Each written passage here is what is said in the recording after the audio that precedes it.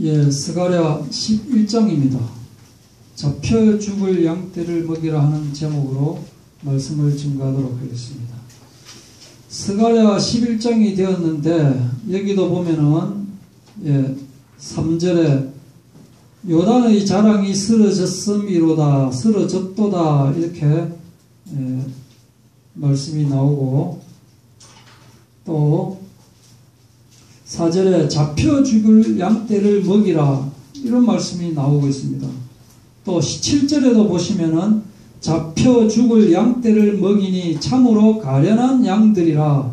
도대체 지금 무엇을 지금 이야기를 하는 것일까? 그리고 8절에 보면은 여러분들 가지신 성경에는 분명히 제목에 두 목자 이래 되어 있습니다. 그런데 세 목자를 제거하였으니 이 세 목자는 또 무엇을 이야기하는 것이며, 7절에도 보면 내가 막대기 둘을 취하여, 막대기는 또 이게 무슨 이야기냐, 지금 이런 이야기들이 지금 11장에 나오고 있습니다. 13절에도 은 30을 또 토기장에게 던지고, 이런 이야기들을 오늘 한번 풀어보려고 그렇게 하고 있습니다. 1절에서 3절까지 보시면은 레바노나 내 문을 열고 불이 내 백향목을 사르게 하라. 레바논에는 백향목이 가장 자랑스러운 것입니다. 또 2절에 바산의 상수리 나무들아 곡할지어다. 바산에는 상수리 나무가 가장 자랑스러운 것입니다. 또 3절에 목자들의 곡하는 소리가 나며 그들의 영화로운 것이 쓰러졌음이로다. 목자들은 영화로운 것이 가장 자랑스럽습니다. 요단의 자랑이 쓰러졌음이로다. 요단의 가장 자랑스러운 것. 이 뭐냐면은 인간의 가장 자랑스러운 것이 쓰러지고 말았다라고 하는 결론부터 맺고 있습니다. 인간의 가장 자랑스러운 것이 쓰러지고 말았다. 전체 내용상으로 보면은 거짓 목자, 또 나아가서 사탄 마귀는 결국 지옥으로 간다라고 하는 내용입니다. 그 이유가 뒤에 나오고 있습니다. 4절부터 보시면은 거짓 목자에게 잡혀 죽을 양떼 하는 제목이 말씀이 나오고 있습니다. 참 불쌍한 그 말이죠. 말 자체가 잡혀 죽을 양떼. 스가랴에게 양떼를 먹이라고 하는데 이 양들의 이름이 뭐냐면은 잡혀 죽을 양떼입니다. 참 불쌍합니다. 또 7절에도 잡혀 죽을 양떼, 참으로 가련한 양들, 가련하고 불쌍하고 비참하고 억울하고 그런 거 있죠, 그죠?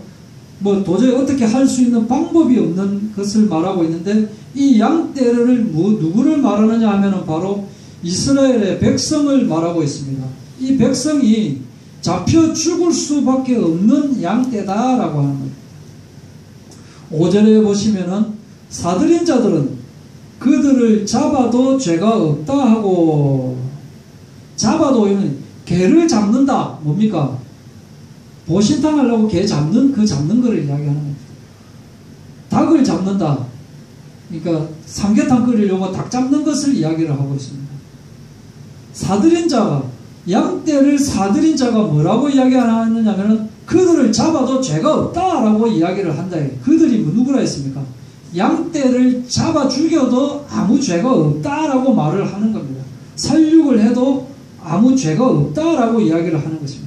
악한 목자가 양들을 살육하고도 나는 죄 없다라고 말을 하고 있는 것입니다.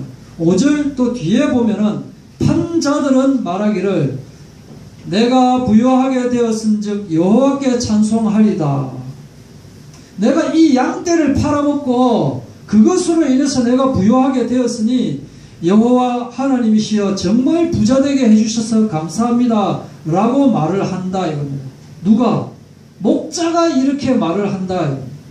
판 목자나 산 목자나 양이 불쌍한지 고통받는지에는 관심이 없고 그냥 교인들을 돈벌이 수단으로 여기고 있는 그 모습을 말하고 있습니다.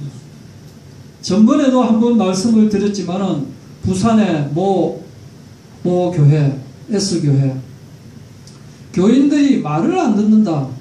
교인들을 패야 된다. 안 패면 교인들이 말을 안 듣는다. 라고 큰 목사님이 작은 목사님들 모아놓고 그렇게 교육을 시키는 겁니다. 양털이 계속 길면 다니다가 나무에 끼어가지고 오도 가도 못하기 때문에 양털을 다 깎아버려야 된다. 어떻게 해서든지 그 사람들 벌은 돈 다 교회로 갖다 바치도록 해야 된다. 그렇게 교육을 시키고 그렇게 하고 있습니다. 그래서 어떻게든 어떤 명목을 써서라도 교회 무슨 이벤트를 해가지고 자꾸 갖다 내도록 만드는 겁니다. 안 갖다 내면은 벌 받는 것처럼 설교가 되어지고 그렇게 되어지고 나중에 어떤 일이 있었는데 기도해도 응답 안 받고 하고 이래갖고 교회하고 싸우고 막 이런 일도 막 벌어지고 있다. 바로 여기 그 모습이 바로 여기에 나와 있는 겁니다. 지금 여기 교인들을 돈벌이 수단으로 여기는 스가랴 이 시대나 지금이나 또 나중에 나옵니다. 그 시대에 이런 목자들이 있다라고 하는 겁니다. 그런데 이 목자들을 섬기고 있는 양떼가 있기 때문에 이러한 목자들이 있다 이거예요. 그래서 두 목자라는 것은 책에 나오는 두 목자라는 것은 무슨 목자? 파는 목자, 사는 목자를 이야기합니다. 둘 다 악한 목자를 말을 하고 있는 겁니다. 그리고 8절에는 새 목자를 제거하였으니 한 달 동안의 새 목자. 한 달이라고 하는 말은 하나님은 어느 정도 여유를 두고 참으시는 분이시다. 그러나 영원히 참지는 않으시는 분이시다. 한 달 정도 여유를 두고 보다가 안 되면 제거하는 분이 바로 하나님이시다. 그래서 한 달이란 말이 숫자적으로 한 달이지만은 우리가 볼 때는 이게 1년이 되는지 10년이 되는지는 모르는 내용입니다. 새 목자를 제거하였으니 불쌍하고 가련한 양떼가 되어버린 이유는 목자들이 양을 제대로 인도하지 않고 양을 상품화하고 양을 장사하는데 사용하였기 때문에 불쌍하고 가련한 목자가 됐는데 새 목자는 풀이상 이제 선지자, 제사장, 왕일 수도 있고 그러니까 하나님의 특별한 기름 부음을 받은 새 목자가 아니고 선지자, 제사장, 왕이 아니고 저그들끼리 선지자 되고 저그들끼리 제사장 되고 그렇지 않습니까? 그때나 지금이나 아니면은 서기관, 바리새인, 사두개인 이렇게 말하는지 그것은 지금 모르겠고 이렇게 새 목자를 제거하였다. 그러니까 하나님은 이런 거짓 목자, 악한 목자는 싫어한다. 싫어. 그리고 중요한 것은 그들의 마음에도 나를 미워하였습니다. 껍데기는 목자인데 하나님을 미워하는 이 사람들이 목자 짓을 하고 있다. 이거예요. 예레미야 시대에도 예레미야 선지자가 말하기를 예레미야서 23장 1절부터 2절까지 보면은 여호와의 말씀이니라 내 목장에 양떼를 멸하며 흩어지게 하는 목자가 있다. 화 있으리라. 그러므로 이스라엘의 하나님 여호와께서 내 백성을 기르는 목자에게 이같이 말씀하시니라. 너희가 내 양떼를 흩으며 그것을 몰아내고 돌보지 아니하였도다. 보라 내가 너희의 악행 때문에 너희에게 보응하리라. 여호와의 말씀이니라. 예레미야 시대에도 이런 거짓 목자, 악한 목자가 있었다. 에스겔 때도 없었느냐? 있었다 이 말입니다. 에스겔서 22장 25절 29절에 보면 그 가운데서 선지자들의 반역함이 우는 사자가 음식물을 움킴 같았도다. 그들이 사람의 영혼을 삼켰으며 재산과 보물을 탈취하며 과부를 그 가운데에 많게 하였으며 선지자들이 그렇고 또 그 제사장들은 내 율법을 범하였으며 나의 성물을 더럽혔으며 거룩함과 속된 것을 구별하지 아니하였으며 부정함과 정한 것을 사람이 구별하게 하지 아니하였으며 하나님께 바칠 거룩한 것이나 자기들 입에 들어갈 그를 속된 것이나 같이 그냥 놔뒀다. 같이 거다 들고 같이 놔뒀다. 그의 눈을 가리어 나의 안식일을 보지 아니하였으므로 내가 그들 가운데서 더럽힘을 받았느니라. 그 가운데에 그 고관들은 음식물을 삼키는 일이 같아서, 그때 정치 지도자들도 또 마찬가지고, 선지자도 마찬가지고, 제사장도 마찬가지고, 고관들도 마찬가지고, 일이 같아서 불의한 이익을 얻으려고 피를 흘려 영혼을 멸하거늘 그 선지자들이 그들을 위하여 회를 치라고 스스로 허탄한 이상을 보며 거짓 복수를 행하며. 자, 보십시오. 여호와가 말하지 아니하였어도 주 여호와께서 이같이 말씀하셨느니라 라고 거짓말하는 거예요. 하나님 말씀에 이렇게 나에게 말씀하셨다라고 거짓말한다. 지금도 그렇지 않습니까? 지금도 여러분들 보시면은 주님께서 나에게 말씀하시기를 하면서 막 거짓말을 하는 거 막 나옵니다. 거기에 막 아멘 아멘 막 하고 있는 거 보면은 전혀 성경하고도 맞지 않고 전혀 다른 내용으로 거짓 목자, 악한 목자가 성행하고 있다. 지금 옛날보다 더하면 더하지 덜하지는 않을 것 같습니다. 그렇죠, 그죠? 양들이 뭐 죽거나 말거나 거기에는 관심이 없다. 예수님 시대에 없었느냐? 25장 마태복음 25장 24절 27절 보면 맹인된 인도자여 하루살이는 걸러내고 낙타는 삼키는도다. 화 있을진저 외식하는 서기관들과 바리새인들이여 잔과 대접의 겉은 깨끗이 하되 그 안에는 탐욕과 방탕으로 가득하게 하는도다. 눈먼 바리새인이여 너는 먼저 안을 깨끗이 하라. 그리하면 겉도 깨끗하리라.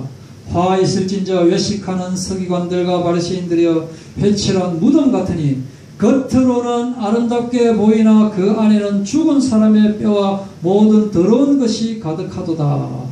예수님 시대 베드로서에도 베드로후서에 2장 1절부터 보면은 그러나 백성 가운데 또한 거짓 선지자들이 일어났었나니 이와 같이 너희 중에도 거짓 선생들이 있으리라. 그들은 멸망하게 할 이단을 가만히 끌어들여 자기들을 사신 주를 부인하고 임박한 멸망을 스스로 취하는 자들이라. 이렇게 시대마다 스가랴 시대나 예레미야 시대나 에스겔 시대나 예수님 시대나 지금 이 시대나 거짓 목자, 악한 목자들이 있다라고 하는 것입니다. 그래서 양들이 잡혀 죽는 것입니다. 목자들이 악해서 선한 목자가 없으니까, 그래서 뒤에 하나님께서 직접 선한 목자를 보내시겠다고 예언을 하고 있는 것입니다. 선한 목자를 세우리라. 예레미야서 23장 5절에도 내가 다윗에게 한 의로운 가지를 일으킬 것이라. 에스겔서 34장 23절에도 내가 한 목자를 그들 위에 세워 먹이게 하리니 그는 내 종 다윗이라. 진짜 참 목자는 바로 예수 그리스도다라고 하는 말입니다. 지금 거짓 목자들이 자기도 되지 않는 것을 성도들에게 시키고 있습니다. 이 거짓 목자들이 사실과 다른 자기 자랑을 막 하고 있는 겁니다. 자기 의를 내세웁니다. 하나님의 의는 제쳐놓고 자기 의를 막 내세웁니다.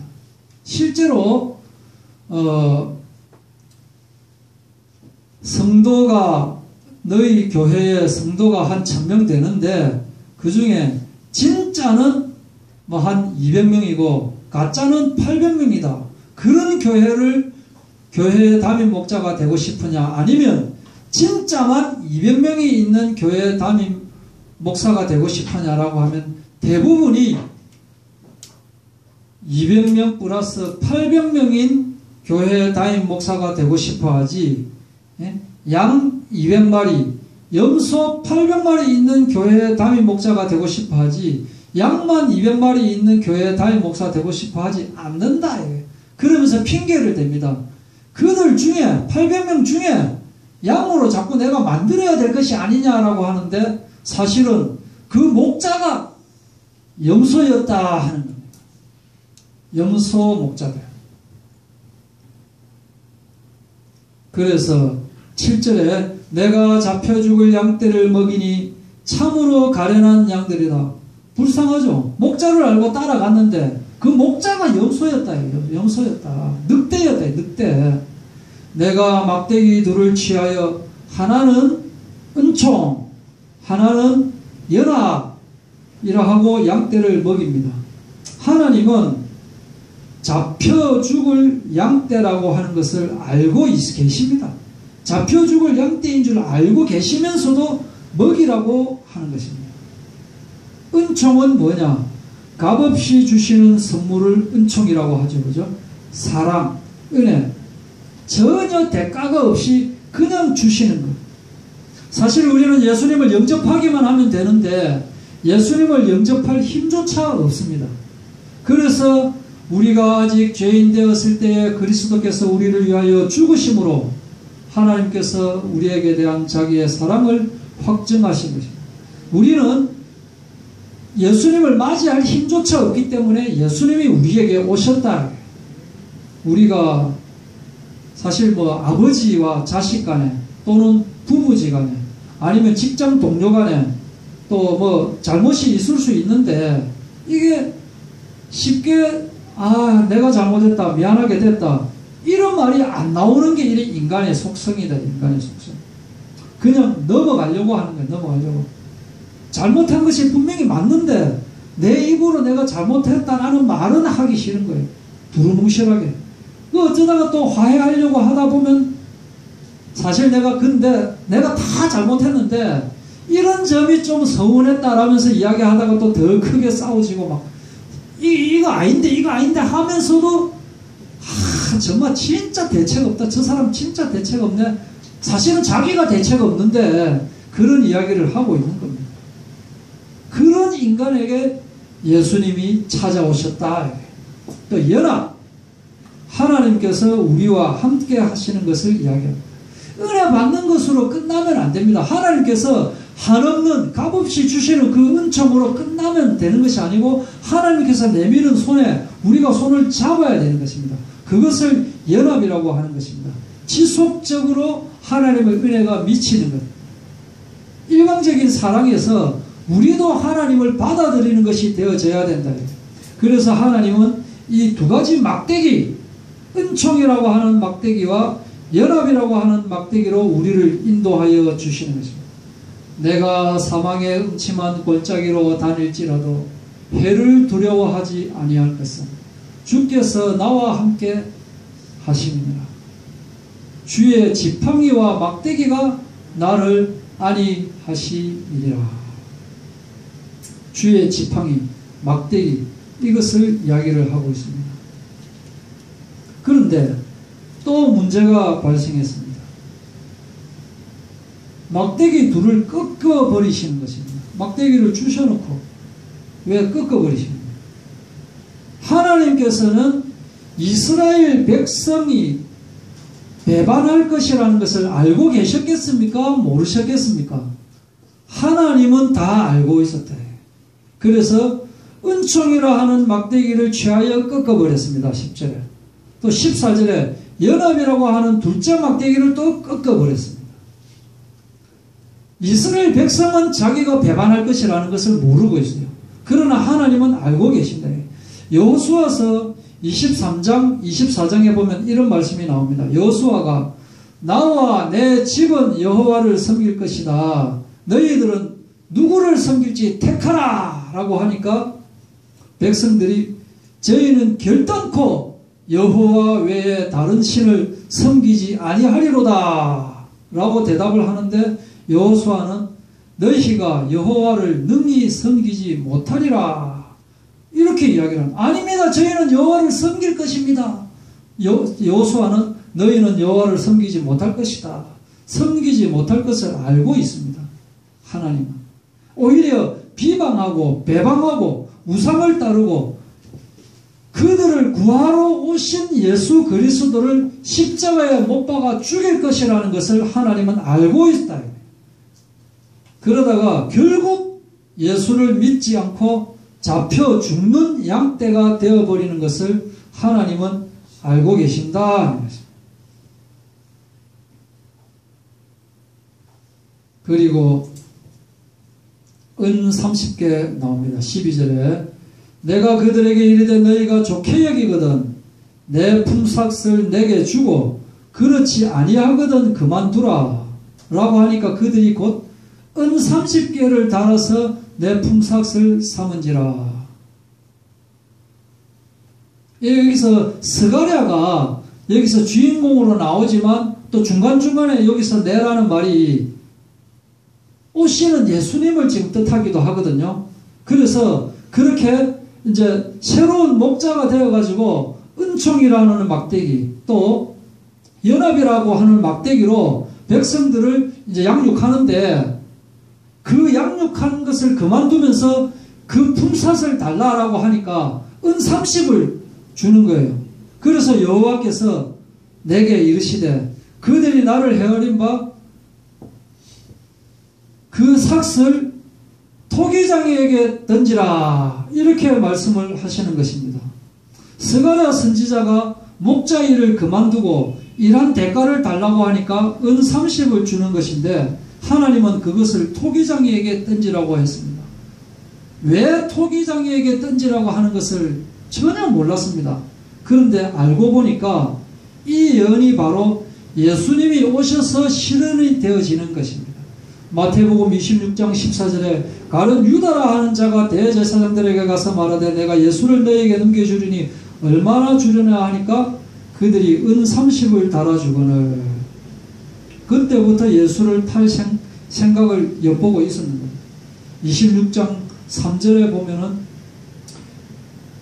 예수를 판 유다가 그의 정죄됨을 보고 스스로 뉘우쳐 은 30을 대제사장들과 장로들에게 도로 갖다 주며 스스로 목매어 죽은지라. 이게 아마 26장이 아니고 27장쯤 되는 것 같습니다. 순서가 약간 안 맞네, 그죠? 그런데 대제사장들이 의논하고 토기장이의 밭을 사서 나그네의 표지를 삼았다. 여기에 이 스가랴에서 있었던 것이 성취가 되어진다. 확인됐습니까? 몇 장입니까? 27장입니까? 그렇죠. 예, 요 27장입니다. 예, 조금만 참 있으면 마치겠습니다. 16절, 17절. 보라, 내가 한 목자를 이 땅에 일으키리니. 이제 스가랴는 뭡니까? 그 시대에 참 목자로 세웠던 것이고, 그러나 사람들은 그 참 목자임에도 불구하고 은 30 정도에 그렇게 여기는 것입니다. 그래서 진짜 목자를 이 땅에 보내신다. 이 목자가 누구라고요? 예수 그리스도다. 그래서 스가랴서 당시의 입장으로 보면은 오실 예수님, 지금 우리 입장에서 보면은 오신 예수님, 그리고 다시 오실 예수님이다.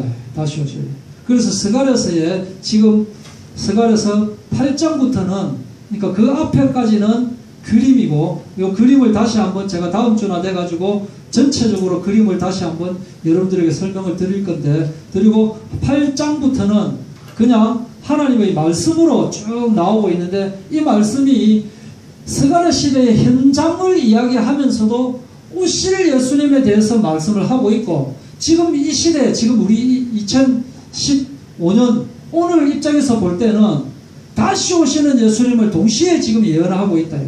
그래서 다시 예수님께서 그때는 구원주로 오셨지만 지금은 심판주로 다시 오셔서 예수 믿는 자들은 심판의 대상에서 아예 제어야 되고, 예수 믿지 않는 사람들을 대상으로 심판을 하면서 우리는 새하늘과 새 땅으로 옮겨지는데, 사실은 그때 그 기간이 굉장히 깁니다. 예수님이 오시고 또 천년 왕국 있고 이런 게 굉장히 긴데, 우리 입장에서 볼 때는 하나님께서 말씀하시기를 우리는 그냥 관계없어요. 예를 들어서 내 개인의 입장에서 볼 때는 내가 지금 목숨을 잃고 죽잖아요. 그죠? 죽는 그 순간 나는 천국 시민이냐 지옥 갈 그 존재냐라고 하는 것이 바로 지금 현재 이 땅에 있을 때 바로 결정이 나버리기 때문에, 실제 기간은 굉장히 길지만은 우리 입장에서 볼 때는 지금이 바로 종말이 돼요. 지금 내가 지금 죽는 그 순간이 종말이 돼요. 우리는 주님께서 다시 오셔서 우리가 들려 올라간다라고 하는 그것은 나중 개념으로 봐야 돼요. 물론 그렇게 되어지지만 그것은 나중 개념이고 우리는 지금 현재 시대적으로도 말세 지말이고 내 개인적으로 볼 때는 내 자신이 바로 지금 현재 마지막 시대에 지금 내가 살고 있는 그 누구나 마지막 시대. 서거른 시대 살던 사람은 서거른 시대 살다가 죽으니까 그 사람이 바로 그 시대의 마지막 시대를 살고 있는 사람이에요. 그래서 그러한 관점을 가지고 우리는 영적인 전투를 지금 하고 있는 겁니다. 영적으로 살아있는 저와 여러분 되기를 바랍니다.